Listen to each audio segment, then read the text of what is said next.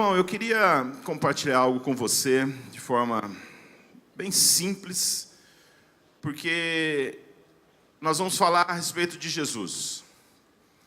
E Jesus, ele é muito simples.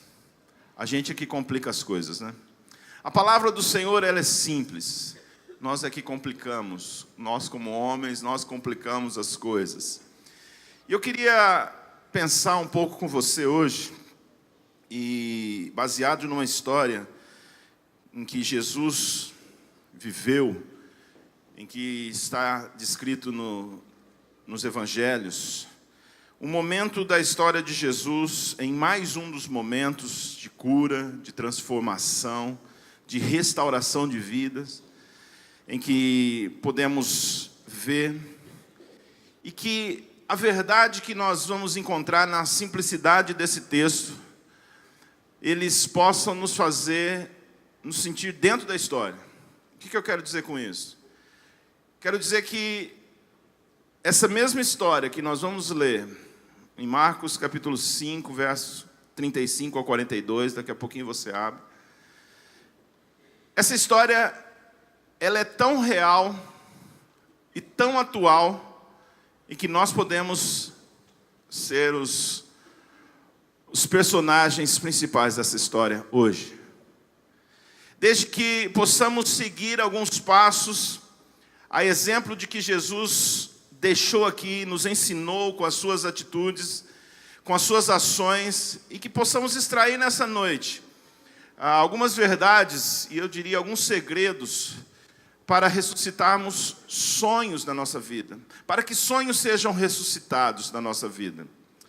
E quando eu digo segredos para ressuscitar sonhos, eu estou dizendo de uma amplitude bem maior do que simplesmente alguma coisa, um desejo, alguma coisa que eu almejo, que eu me proponho a fazer, a conquistar.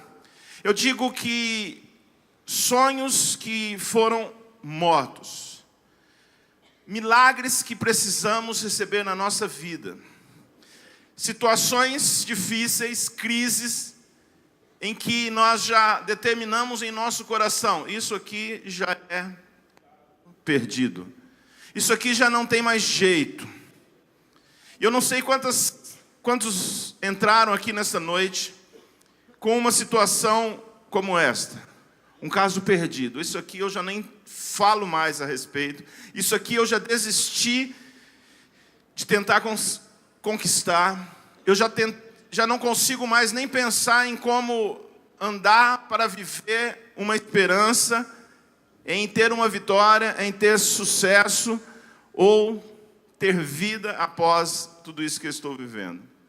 Você que está aqui nos visitando hoje pela primeira vez, você que abriu a sua casa para que a paz entre, você que abriu a sua casa nesses dias, assumiu um compromisso de pelo menos 7 semanas, que pessoas entrassem ali para orar com você, orar por você, talvez para algo muito específico, para que um milagre pudesse acontecer na sua vida, para que algo extraordinário, algo sobrenatural pudesse vir na sua casa, na sua vida, e que pudesse trazer uma solução. Eu queria dizer que esse mesmo Jesus que nós vamos conhecer aqui nessa história, ele é o mesmo Jesus que está vivo e que está sendo apresentado para você e que está fazendo da sua casa uma casa de paz e que está indo juntamente com essas pessoas para que ele possa realizar o milagre que ele determinou no coração dele para a sua vida. Nós não vamos apresentar aqui uma religião, nós não vamos apresentar aqui um outro Jesus. Eu quero apresentar esse mesmo Jesus, um Jesus vivo, que realiza milagres até os dias de hoje. E olha, Jesus gosta dos milagres, das circunstâncias mais impossíveis que a gente possa imaginar. E com isso eu queria que você abrisse a sua Bíblia em Marcos capítulo 5, verso 35 ao 42. Diz assim o texto, está aí também exposto para que você nos acompanhe. Enquanto Jesus ainda estava falando, chegaram algumas pessoas da casa de Jairo o dirigente da sinagoga e disse: sua filha morreu, disseram eles. Não precisa mais incomodar o mestre. Não fazendo caso do que eles disseram, Jesus disse ao dirigente da sinagoga: não tenha medo, tão somente creia. E não deixou ninguém segui-lo, senão Pedro, Tiago e João, irmão de Tiago. Quando chegaram à casa do dirigente da sinagoga, Jesus viu um alvoroço com gente chorando e se lamentando em alta voz. Então entrou e lhe disse: por que todo este alvoroço e lamento? A criança não está morta, mas ela dorme. Mas todos começaram a rir de Jesus. Ele, porém, ordenou que eles saíssem, tomou consigo o pai e a mãe da criança e os discípulos que estavam com ele, e entrou onde se encontrava a criança. Verso 41. Tomou-a pela mão e lhe disse: Talita cumi, que significa: menina, eu lhe ordeno, levante-se. E imediatamente a menina, que tinha 12 anos de idade, levantou-se e começou a andar. Isso os deixou atônitos. O pano de fundo aqui desse momento da história, Jesus, ele atravessa o mar da Galileia para outro lado da margem, e como sempre, como a sua caminhada no seu ministério aqui na terra, as multidões se aglomeravam, as pessoas chegavam a Jesus, o apertavam, e dessa vez era mais uma das vezes, em que as pessoas estavam apertando Jesus, esperando que ele realizasse algum milagre. Imediatamente, esse personagem aqui, o Jairo, o dirigente da sinagoga, chega para Jesus com um pedido, com o coração entristecido, com o coração amargurado, dizendo: Jesus, a minha filha está muito doente. Eu pediria que o Senhor fosse à minha casa orar por ela. Imediatamente Jesus aceitou esse pedido. Imediatamente Jesus vai a caminho da casa de Jairo. Só que naquele momento em que a multidão estava o apertando e caminhando para a casa de Jairo para orar pela menina que estava enferma, há uma situação, há um momento em que Jesus para no meio da multidão e ele diz assim: alguém me tocou. Talvez muitas pessoas conheçam essa parte da história também. Jesus para no meio da multidão e diz: alguém me tocou. E seus discípulos, aqueles homens que andavam com Jesus, o conheciam, diziam: mestre, há muita gente te tocando. Como assim uma pessoa te tocou? E Jesus disse: alguém me tocou, porque de mim saiu poder, de mim saiu virtude. E era exatamente uma pessoa, uma mulher com uma enfermidade incurável, que já tinha gastado todo o seu dinheiro com muitos médicos e já não sabia mais o que fazer. Ela se arrastou para tocar na orla de Jesus, que se ela tocasse apenas na orla de Jesus, ela seria curada. E Jesus, naquele momento, apenas pelo toque dessa mulher, ela foi curada. E esse momento nos mostra que Jesus, querido, ele está atento a qualquer situação que envolve a sua vida. Se há uma pessoa enferma na casa de Jairo, ele está indo para lá, mas ele não passa despercebido a história de uma mulher que com a sua fé quis tocar apenas na hora para ser curada de uma doença incurável. Primeira coisa que eu quero falar para você é que Jesus está atento à sua história. Independente do que seja, independente da multidão em que você vive, independente do contexto em que você está vivendo, Jesus está atento à sua situação. Mas como assim? Jesus conhece conhece, grande ou pequena. Qual que é a sua necessidade? Grande, pequena, terrível ou impossível? Ele conhece a sua situação. Depois desse momento em que ele cura, aquela mulher é curada, ele continua andando, e aqui diz o texto então: enquanto Jesus estava ainda falando, chegaram algumas pessoas da casa de Jairo falando: meu amigo Jairo, não precisa mais incomodar o mestre, a sua filha morreu. Aquilo que era ruim, era amargura no coração de um pai que estava triste pela situação de uma filha doente, chegou ao caos completo. A sua filha morreu. O impossível. Aquilo que ele tinha uma esperança, a esperança se foi. Ele tinha uma esperança porque a fé dele era de que se Jesus tocasse na sua filha, fosse lá e Jesus estava a caminho, aquela fé, ela se enfraqueceu. Aquela esperança que ele tinha foi perdida. Pode ser que muitos de nós aqui hoje estejamos vivendo uma história, talvez muitos aqui nesse auditório estejam vivendo uma história como essa. Aquilo que a sua fé ainda tinha uma esperança, aquilo onde os seus olhos ainda podiam ver uma luz no fim do túnel, alguma coisa que pudesse acontecer de bom e que Jesus pudesse resolver, você acaba de receber um diagnóstico terrível. Você acaba de receber uma notícia de que o seu estado, a sua condição, as circunstâncias que havia uma possibilidade de resposta de Jesus, ela não tem mais. A sua esperança morreu. O seu sonho morreu. A história de um pai que perde o seu filho é um sonho perdido. É um sonho que está indo para o túmulo. É um sonho que está se perdendo. É um sonho que já não tem mais como realizar. Mas o que nós vemos, que é o primeiro tópico aí que eu quero abordar, que a voz do povo não é a voz de Deus. Aquilo que as circunstâncias, as pessoas falam, nem sempre é a voz de Deus. E o que Jesus aborda aqui, no versículo 36, diz o texto que, não fazendo caso deles. Deles quem? Daqueles homens que vieram trazer a notícia, como a voz da maioria, olha, o seu estado, ô Jairo, esquece. A esperança que você tinha, eu estou anunciando que ela não existe mais. A sua filha morreu. Mas eu quero apresentar para você a esse Jesus que não faz caso do impossível. Eu quero apresentar esse Jesus como Jairo foi apresentado a ele, que não faz caso das más notícias.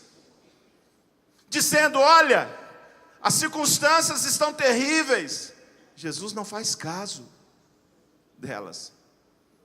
A esperança se foi, Jesus não faz caso dela. O diagnóstico médico, Jesus não está fazendo caso desse diagnóstico. A última palavra sempre é do nosso Mestre Jesus. Foi nesse caso, foi na minha vida, é na sua vida. A última palavra sempre é de Jesus. Não fazendo caso deles, Jesus segue o caminho. Jesus continua. Jairo, vamos para a sua casa, não é lá porque a gente tem que ir. Não é o nosso destino agora. Eu queria dizer que Jesus está te dizendo, vamos para a sua casa hoje. Jesus quer seguir o seu destino, para qual ele foi invocado na sua história. Se você está clamando, ou se você estava clamando por muito tempo, e o milagre não chegou, ou melhor, aí as coisas pioraram, eu quero te apresentar esse Jesus que não faz caso das coisas impossíveis. Da morte, daquilo que morreu, daquilo que já não tem mais jeito. É esse Jesus que eu quero lhe apresentar hoje. Você que abriu a sua casa de paz por um milagre, eu não sei, meu irmão, qual é a sua necessidade. Talvez você tenha entrado aqui nessa noite, dando a última oportunidade para Jesus. Dando a última oportunidade para Deus e para a vida. Tentou de tudo, inclusive acabar com a sua vida. Assim acaba tudo. Jesus é Senhor de todas as coisas. Ele se fez Senhor de vivos e de mortos. Ele é Deus. E é o mesmo Jesus a que nós servimos. Segundo segredo para vivermos a ressurreição dos nossos sonhos é entender que muitas vezes o medo, ele luta contra a nossa fé. Eu não sei exatamente qual era o medo de Jairo, mas Jesus fez questão de chamar a atenção desse homem, de chamá-lo para perto, dizendo assim: olha, Jairo, não tenha medo, tenha fé. Não tenha medo, creia somente, esse é o seu papel. E hoje à noite, o seu papel é: creia apenas. Amanhã é segunda-feira. A vida volta ao normal. Talvez você tenha que ir ao médico essa semana. Meu irmão, ouça Jesus te falando aqui hoje. Pela palavra, não pela minha boca, pela palavra. Não tenha medo de enfrentar a situação difícil, impossível, em que você está enfrentando. Creia somente, o seu papel é crer. O seu papel é acreditar, o seu papel é ter fé, é colocar a sua fé em ação. Este é o seu papel. E Ele está te chamando para isso hoje. Muitas vezes nós temos medo de experimentar, de ativar a nossa fé, com medo de nos frustrarmos. Vai que não acontece nada. Se o vai que não acontece nada, é o medo que está imperando na nossa vida. A fé ativa é olhar para aquilo que eu ainda não vejo, já vendo. É olhar para aquilo que eu não posso ver, o resultado ainda, mas já vendo pelos olhos espirituais da fé. E é assim que Jesus está te chamando. Não tenha medo, apenas creia, meu irmão. Apenas creia. Essa noite é uma noite de cura. Essa é uma noite de libertação.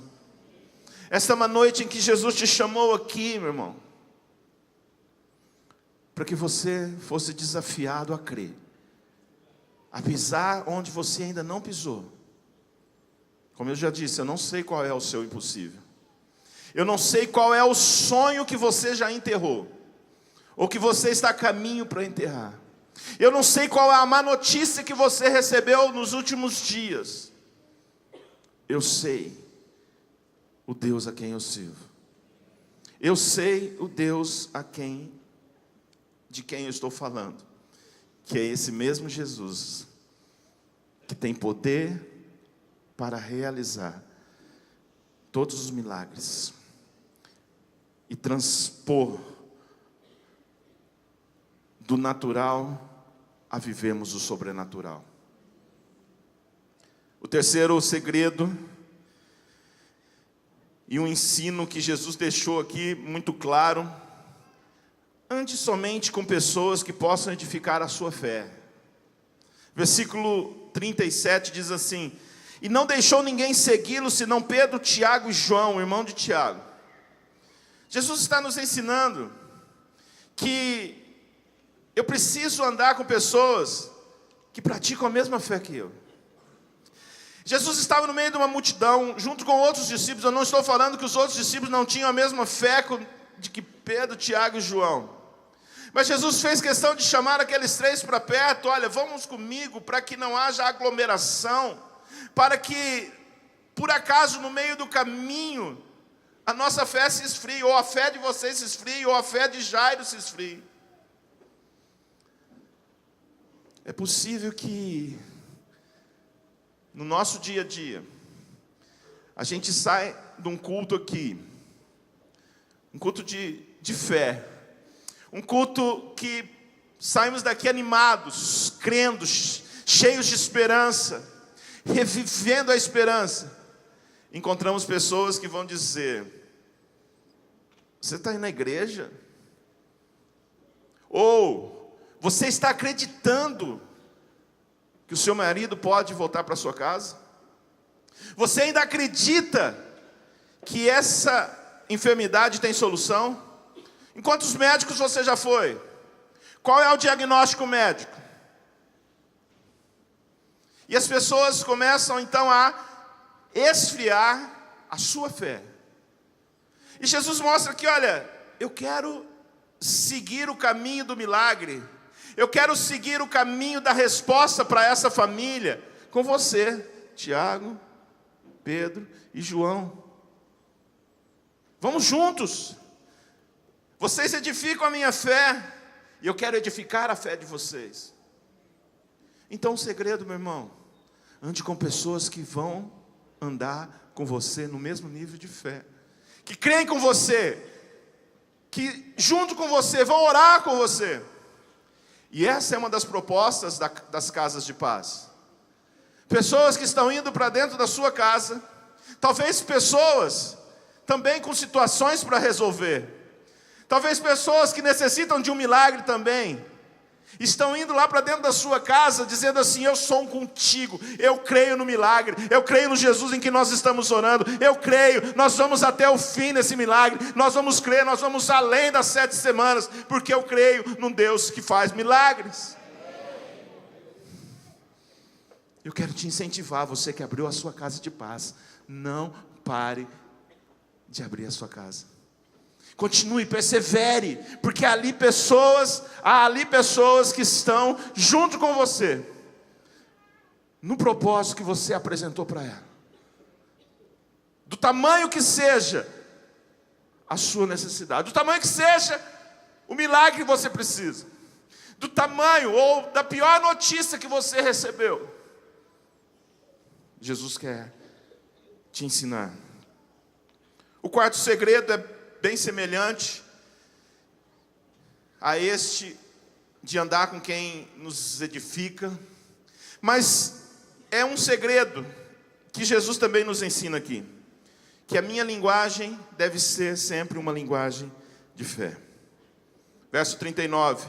Então entrou e lhes disse: por que todo esse alvoroço e lamento? A criança está dormindo, ela não está morta. Foi isso que Jesus disse. Por que todo esse alvoroço? É interessante como Jesus, não só nesse caso, como um caso de outros milagres que ele realizou, ele sempre queria colocar ordem no caos. Ele queria sempre tirar da multidão. E ele ficava indignado com o lamento, com o alvoroço, com as vozes altas que estava tendo aqueles lamentos na casa. Aqui eram aquelas pessoas que muitas vezes eram pagas para ir chorar num velório, as chamadas, conhecidas carpideiras. Aquelas pessoas que eram pagas para ir lá se lamentar. E aquilo era da cultura, estavam ali pessoas que talvez nem conheciam o drama da família, estavam chorando porque eram pagas para chorar. Mas Jesus indignado: por que vocês estão chorando? Ela não está morta, ela está dormindo. Mas ela estava morta. Jesus não tinha visto ainda. A notícia era, o laudo era que ela estava morta. E a minha linguagem deve ser sempre que a última palavra é a de Jesus. Que a última palavra deve ser a do que o meu mestre disse. A minha linguagem sempre uma linguagem de fé. Ainda há uma esperança. Se eu estou aqui, se eu creio, se eu estou invocando o nome do Senhor Jesus, é porque ainda há uma esperança. Não morreu, ela dorme. O meu caso está apenas dormindo. Eu preciso despertá-lo. E como que eu vou despertar? Invocando o nome de Jesus, buscando, chamando Ele para dentro, chamando Ele para dentro da minha casa, chamando Ele para me visitar, chamando Ele para fazer parte da minha história, através de uma linguagem de fé. O quinto segredo: eu preciso aprender a calar a voz da incredulidade. No verso 40 diz assim: mas todos começaram a rir de Jesus. Ele, porém, ordenou que eles saíssem, tomou consigo o pai e a mãe da criança e os discípulos que estavam com ele, e entrou onde se encontrava a criança. Mas todos começaram a rir de Jesus. Talvez com muito respeito, as pessoas não estão rindo de você que está buscando uma solução em Jesus, na igreja.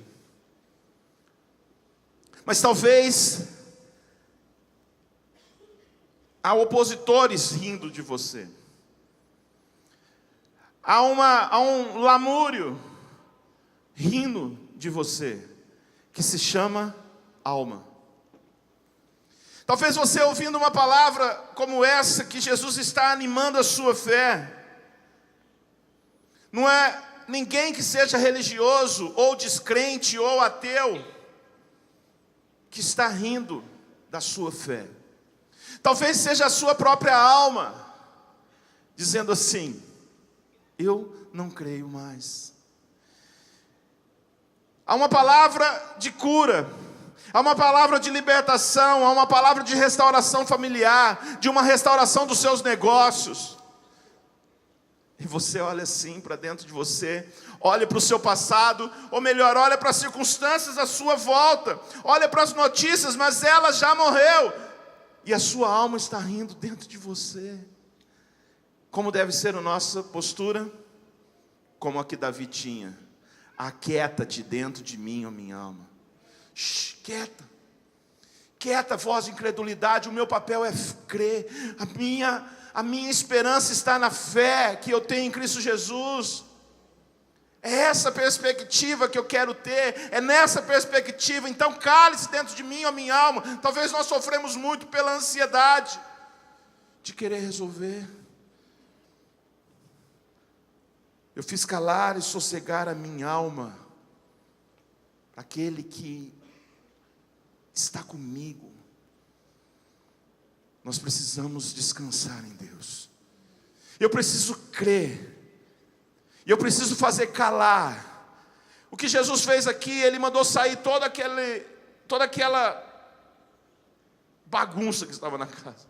Tudo aquilo que era contrário ao milagre por acontecer. A solução daquele problema. Ele fez sair todos.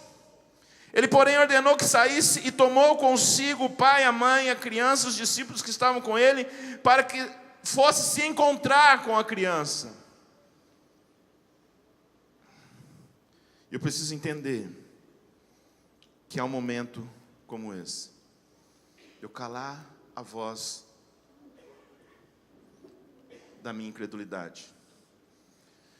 Hoje de manhã, ao final do culto, um casal me procurou com lágrimas nos olhos e me disse assim: pastor, eu quero lhe apresentar o meu milagre. Eu quero lhe contar do meu milagre. Falei: meu irmão, já aconteceu? Ele falou: não, há mais ou menos 1 ano atrás, quando você liberou uma palavra de cura para quem não podia ter filhos. E o nosso caso era muito mais grave do que simplesmente a minha esposa não poderia engravidar. Naquela ocasião, minha esposa estava com câncer. E eu passava as noites colocando remédios e dando remédios de tantas dores que ela sofria. E hoje eu quero apresentar o meu milagre. Ana Laura, com 2 meses de idade. Ela foi, além de ser curada do câncer, também da sua esterilidade. Ele disse: porque eu criei naquele momento. Eu fui à frente e recebi uma oração. Só que pelos dias que se passaram, eu passava perdendo as noites de dores que a minha esposa sofria. E hoje a gente perde o sono, porque a minha filha está querendo ser amamentada durante a noite. Eu estou te contando isso para animar a sua fé. Aqui um exemplo vivo, um milagre vivo, ambulante, a dona Joana. É ou não é, dona Joana?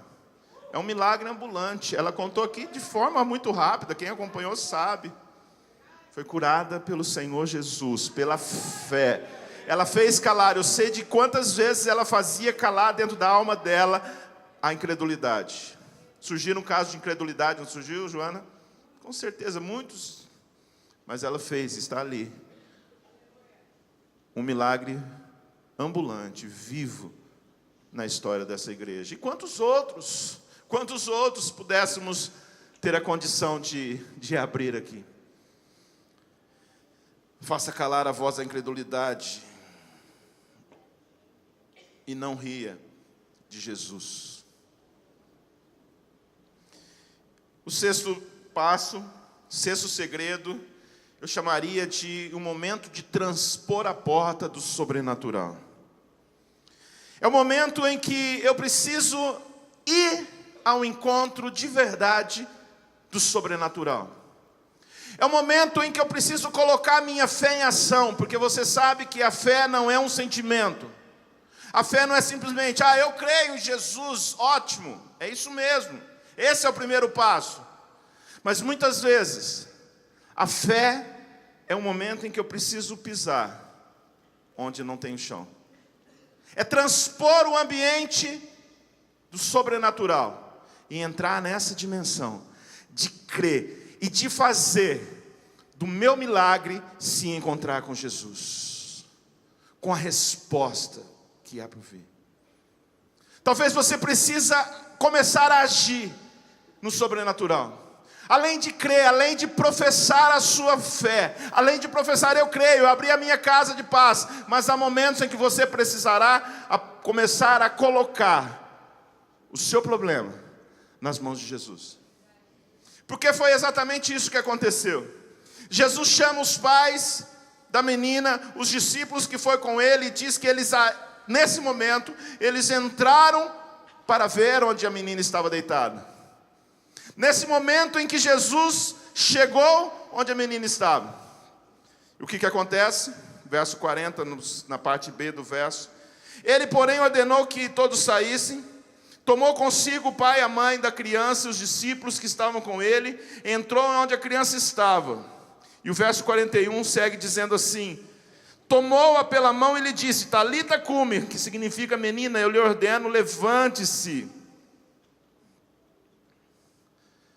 Transpor o ambiente do sobrenatural é colocar qualquer que seja o impossível, qualquer que seja a notícia, qualquer que seja a minha necessidade, nas mãos de Jesus. Você sabe que isso é talvez a parte mais difícil da atitude de fé que nós temos. É quando nós precisamos deixar que Jesus faça a parte dele. Porque nós, como homens, que sabemos de tudo e conhecemos tudo, nós queremos sempre resolver com as nossas próprias mãos. É aí onde mora o perigo.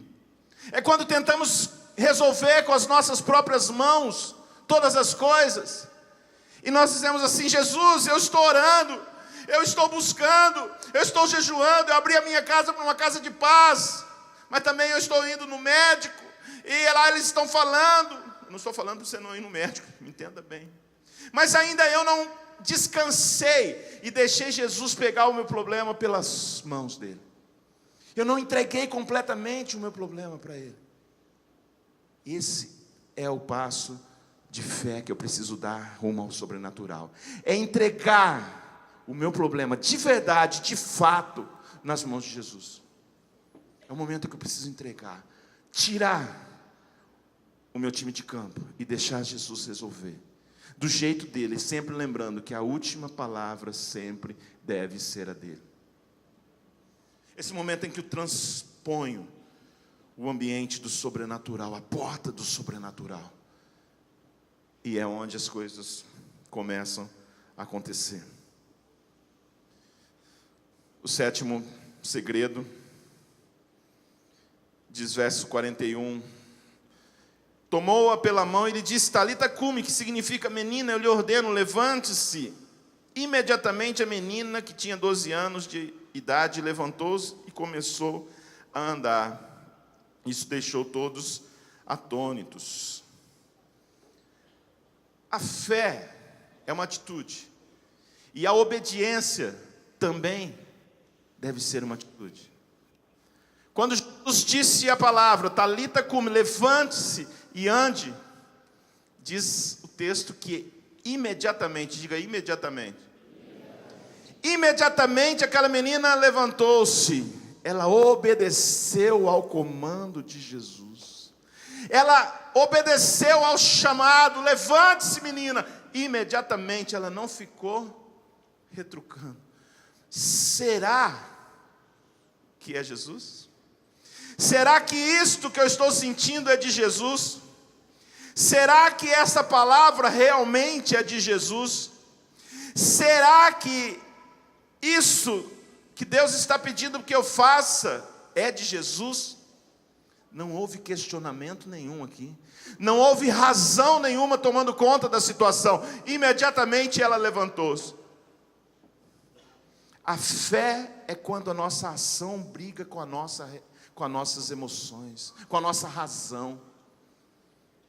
Aquilo que racionalizamos tudo será, é quando a fé entra na obediência. Imediatamente eu ando.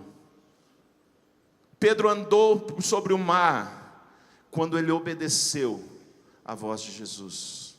Ele teve fé, ligou a obediência, ele pisou no mar e ele andou por sobre o mar. Sobrenatural. Por uma obediência à palavra. Os discípulos lançaram as redes e pescaram muitos peixes. O próprio Pedro. Jesus disse, Pedro, lance as redes. Mas Pedro disse, Jesus, pescamos a noite toda, ficamos a noite toda tentando, mas sob a sua palavra, debaixo do poder da sua palavra, eu vou lançar as redes de novo. Obediência. O que aconteceu? O barco quase foi a pique. Por conta da obediência. A fé, ele cria, ele estava observando a voz de Jesus, ele diz, segundo a sua palavra, mestre, eu vou lançar, mas eu vou obedecer.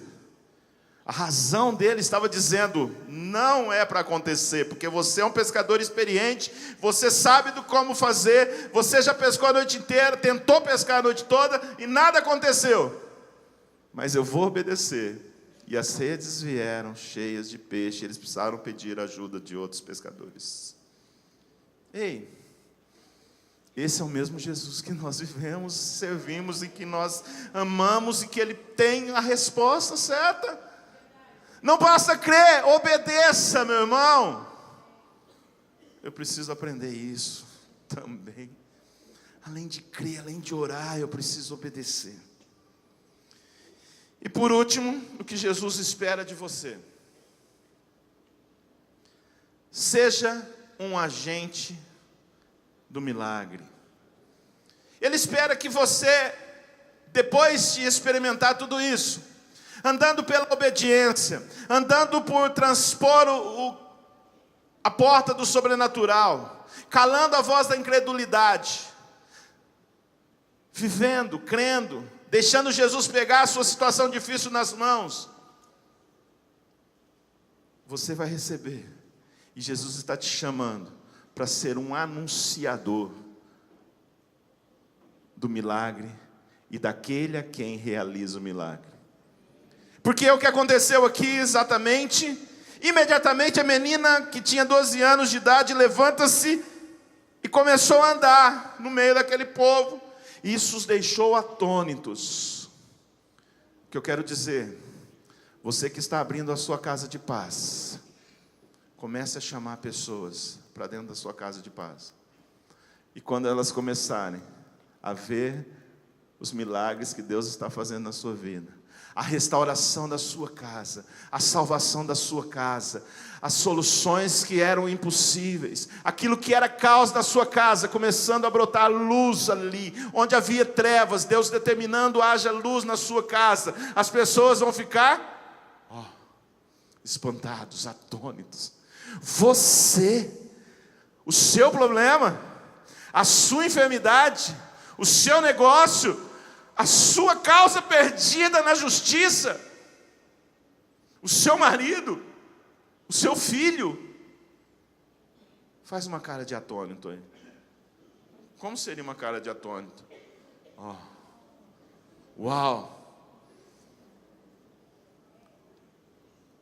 Sobremaneira as pessoas vão começar a chegar, e você sendo um agente, proclamador daquilo que Jesus fez na sua vida e continuará fazendo em nome de Jesus.